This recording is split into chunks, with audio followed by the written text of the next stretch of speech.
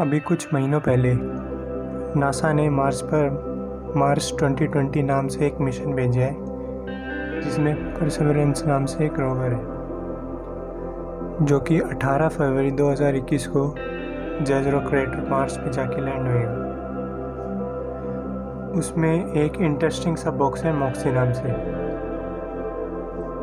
वो golden box interesting इसलिए है क्योंकि रोवर के लैंड होने पर वो मार्स पे पहली बार ऑक्सीजन बनाएगा। मार्स पे लेकिन CO2 95% है, 2% नाइट्रोजन है, 2% आर्गन है, 0.14% ऑक्सीजन है और बाकी गैसेस भी ट्रेस अमाउंट्स में प्रेजेंट हैं। फ्यूचर मार्स मिशंस के लिए CO2 ऑक्सीजन का एक बहुत अच्छा सोर्स बन सकती है, क्योंकि कार्बन में ऑक्सीजन बाइंड होती है। तो जब हम फ्यूचर में मार्स वगैरह पे जाएंगे स्पेस एक्सप्लोरेशंस के लिए, तो ये बहुत काम आने वाला है अगर हम उससे ऑक्सीजन निकाल लेंगे। तो ये नासा के इस मिशन के प्रिंसिपल इन्वेस्टिगेटर माइकल ने कहा है, when we send humans to Mars we will want them to return safely, and to do that we need a rocket to lift off the planet. Liquid oxygen propellant is something we could make there and not have to bring with us. One idea would be to bring an empty oxygen tank and fill it upon Mars.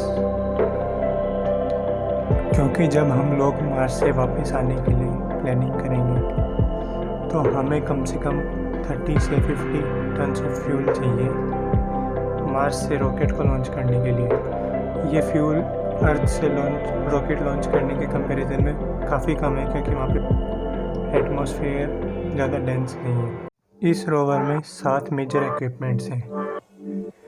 मास्टकैम-Z ये एक advance camera system है, panoramic और stereoscopic imaging capabilities के साथ, और ये Martian surface पे minerals को डिटेक्ट करने में काम आएगा, और ये रोवर ऑपरेशंस को भी असिस्ट करेगा।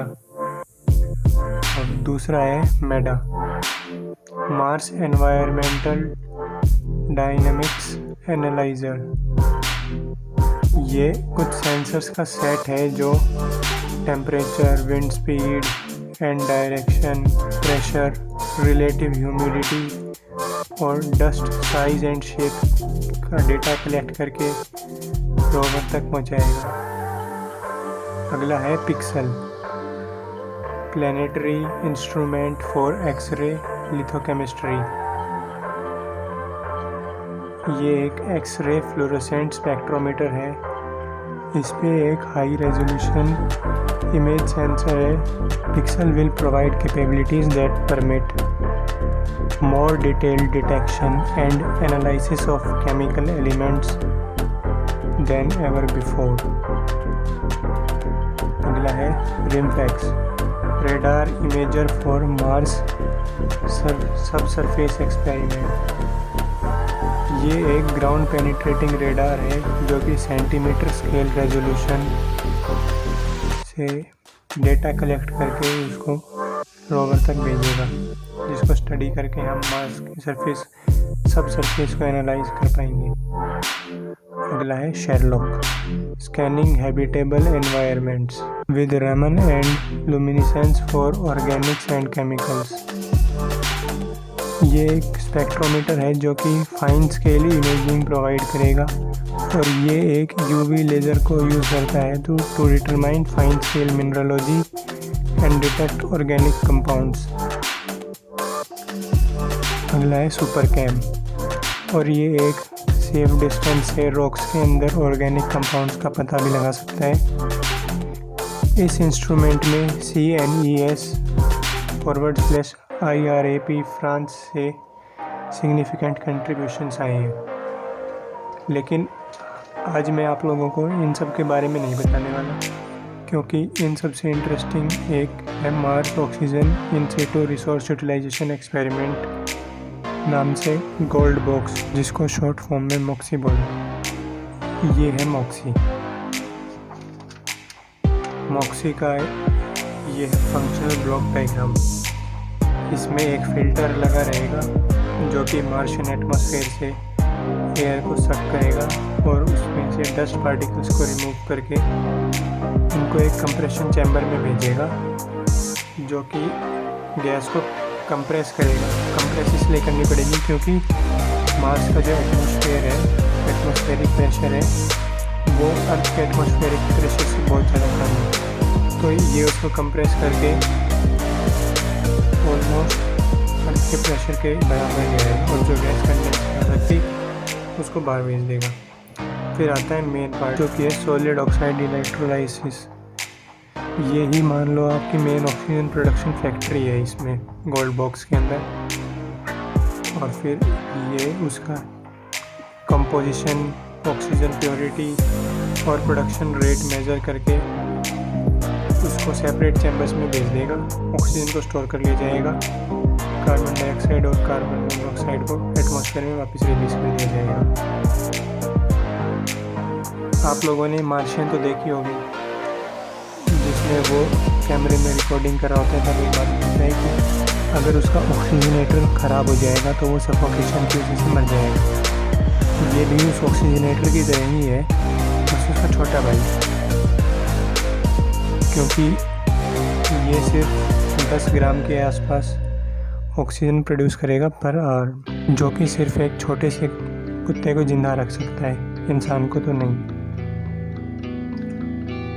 मॉक्सी कार की बैटरी के जितने साइज़ का है, लेकिन ये 300 वाट की पावर यूज़ करता है। तो रोवर के अंदर इतनी पावर तो है नहीं, उनको रोवर को अपने और भी मिशंस करने हैं। तो उस वजह से इसको हर 2 महीने में 1 घंटे के लिए लगभग यूज़ किया जाएगा।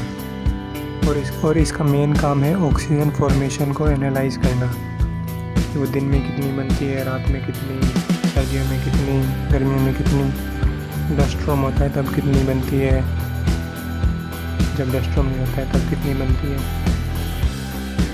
इसकी वर्किंग नॉर्मल फ्यूल सेल की तरह ही है, बस इसमें हाइड्रोजन और ऑक्सीजन प्रोवाइड करके वाटर निकाल के इलेक्ट्रिसिटी जनरेट करने की जगह हम कार्बन डाइऑक्साइड प्रोवाइड करके कार्बन मोनोऑक्साइड और carbon dioxide plus oxygen generate कर सकते हैं। इसको इलेक्ट्रिसिटी लेने के लिए उसको इलेक्ट्रिसिटी देकर। हो सकता है कि आपके दिमाग में सवाल आए कि कार्बन मोनोऑक्साइड तो हीमोग्लोबिन के साथ कंबाइन करके कार्बोक्सी हीमोग्लोबिन बना लेती है, जिस वजह से वो पॉइजनस है, तो उसको एटमॉस्फेयर में रिलीज़ करने से नुकसान नहीं होगा। नुकसान तो एक्चुअली नहीं होगा, क्योंकि मार्स पे बिना स्पेस सूट्स के बाहर निकलेगा कौन। ये जो टेक्नोलॉजी है इसका नाम है सॉलिड ऑक्साइड इलेक्ट्रोलाइसिस। ये ऑक्सीजन तभी बना पाएगा जब ये ऑलमोस्ट एक सर्टेन टेम्परेचर पर आके हीट अप हो जाए, और वो टेम्परेचर है 800 डिग्री सेल्सियस। तो उस टेम्परेचर की वजह से रोवर के अंदर के बाकी इंस्ट्रूमेंट्स का टॉस नहीं बन जाए, इसके लिए इस बॉक्स को गोल्ड का बनाया गया है। क्योंकि गोल्ड की एमिसिविटी कम होती है तो ये हीट कम रेडिएट करेगा। इस मॉक्सी का काम वहाँ पे मार्स पे जाके एक ऑक्सीजन फैक्ट्री बनाना नहीं है, ये सिर्फ पॉलिटिशियंस को कन्विंस करने के लिए एक एक्सपेरिमेंट है कि हम मार्स पे भी ऑक्सीजन बना सकते हैं।